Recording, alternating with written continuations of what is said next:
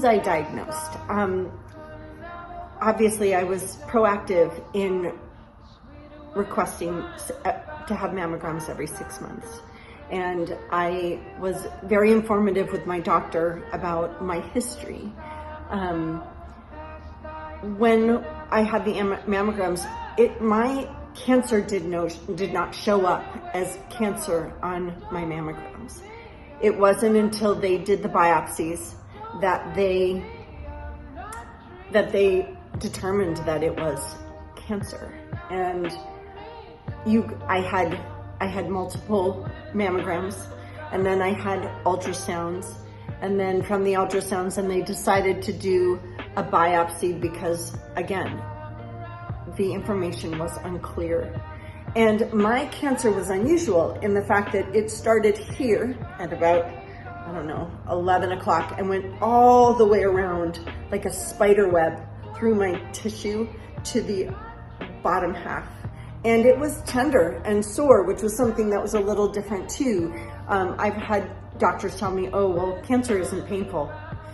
Well, mine was, and it was painful. And I would have these burning, sharp, painful outbursts, shocks, sensations in and around my breast that felt like someone was stabbing me, or felt like my skin was on fire, or the tissue underneath was on fire. And so I knew that something was going on. So, you go through this process. Of course, you get your mammograms, and then you talk with the radiologist, or your doctor assesses the information from the radiologist. And then I ended up going in for an ultrasound, and we reviewed the ultrasounds and saw that there was tissue that was abnormal and or dense or different. And then, and then the biopsy, and then you wait for those results. And for me, it was a Friday afternoon, and I was home.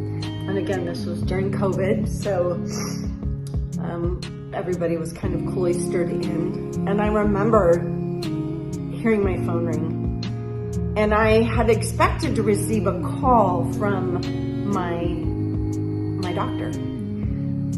So I had been waiting for this, but this wasn't my doctor, it was the hospital. So I picked it up, and the nurse navigator introduced herself, and she's like, "Hi, Isabel, this is your nurse navigator, and I'm here to get you scheduled for your appointment with your breast surgeon." And I was just like, whoa,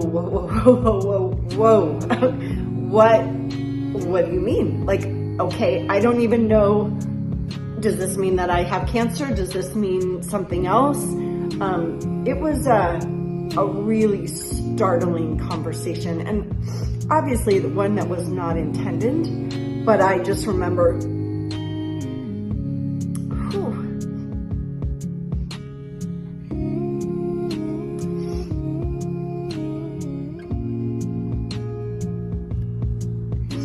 I just remember just this sinking feeling of just like, holy shit, what does this mean for my life? I'm a mom of 3 kids. My kids were, 15, 12, and 9 at the time. And I'm it for my kids. Like I'm it. So what does this mean? I didn't know how far things had progressed. I knew nothing. I didn't know anything about the results at all. And of course, she felt absolutely terrible, and we tried to backtrack and figure out kind of how the mistakes happened. But because of COVID, there was just no way of, things just happened the way that they did as they could. There was no protocol because everything was so different. And then there was the fears of, okay, when am I even going to be able to get in to see my breast surgeon? And when could I possibly get in for a surgery? And what will my timeline be like? And I have to get COVID tests before I go in. I mean, it was just a myriad of hurdles that you had to overcome during this period of time. And it was overwhelming and terrifying, and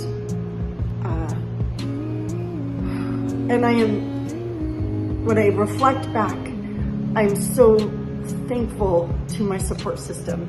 I'm so thankful for my mom who'd been through it. I'm so thankful for the questions I was able to ask some of my friends who took me under their wing and guided me through this process. And my hope is, even if I don't know you, my hope is to take you under my wing.